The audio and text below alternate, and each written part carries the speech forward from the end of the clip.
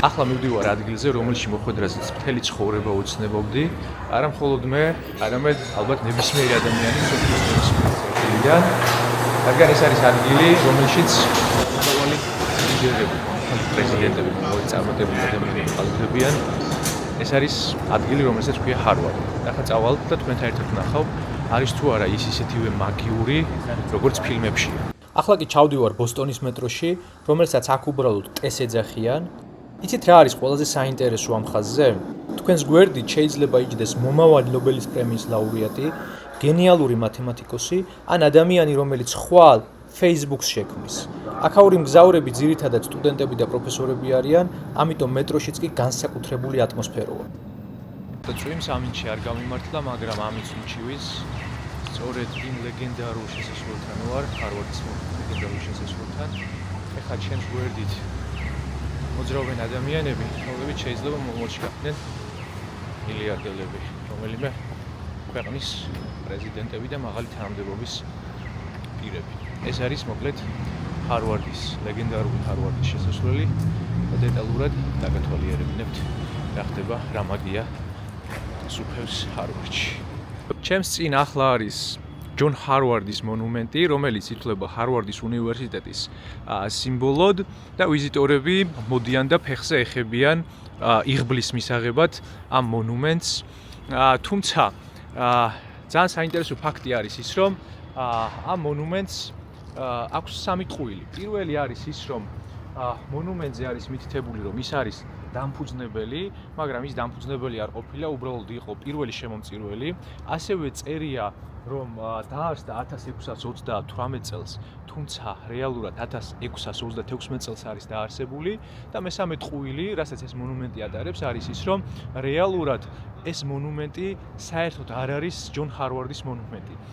ის არავის არ ახსოვდა და აი ამ მონუმენტის შესაქმნელად გამოიყენეს მოდელი ერთ-ერთი სტუდენტის სახით და სწორედ იმისი ვიზუალი არის ამ მონუმენტზე წარმოდგენილი. სამი ტყუილი ჰარვარდის შესახებ. ამბობენ, რომ სტუდენტები ძალიან ხშირად იცინიან, როდესაც ხედავენ ადამიანებს, რომლებიც მონუმენტს ფეხზე ეხებიან, რადგან თითქოს ისინი საღამოობით, ყოველღამით ამ მონუმენტზე სხვადასხვა ცუდ საქციელს ჩადიან. ჰარვარდის ეზოში არის ერთი ხე, რომელიც არავის არ უყვარს, სწორედ აი ამ ხეზე მაქვს საუბარი. ეს არის აღმოსავლური ნაძვი და ლეგენდის თანახმად 1870 წლის კურსდამთავრებულებმა ის იმ განწყობით დარგეს, რომ ყოფილიყო ისეთივე მკაცრი და უჟმური, როგორიც მათი აკადემიური წლები იყო.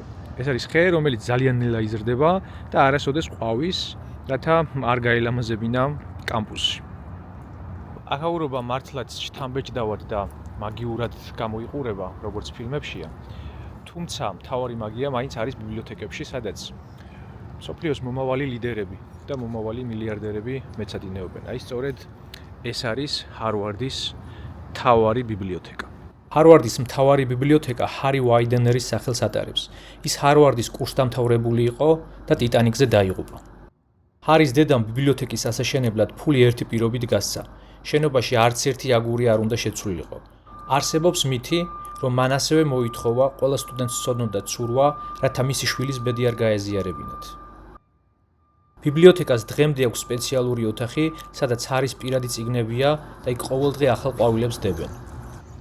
ჩემს უკან ახლა არის ჰარვარდის უნივერსიტეტის სტუდენტური საერთო საცხოვრებელი, სადაც მარკ ზუკერბერგმა თავის ოთახში შექმნა Facebook-ის პირველი იდეა, რომელმაც მოგვიანებით მსოფლიოს გარშემო 3 მილიარდამდე ადამიანი ერთმანეთს დააკავშირა და მარკ ზუკერბერგს მოუტანა დიდება.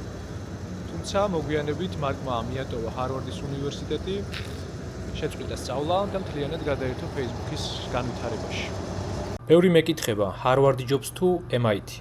ჩემი დაკვირვებით ჰარვარდი არის მომავალი ლიდერებისთვის, MIT კი მათთვის, ვინც ამ ლიდერებისთვის მომავლის იარაღს, ანუ ტექნოლოგიებს ქმნის. საინტერესო ისაა, რომ ამ ორ გიგანტს შორის მტრობა კი არა თანამშრომლობაა. სტუდენტებს შეუძლიათ საგნები ორივე უნივერსიტეტში აიღონ. შემდეგ ვლოგს სწორედ MIT-დან დავდებ, არ დაგავიწყდეს ჩემი არხის გამოწერა, შევხვდებით შემდეგ ვიდეოში.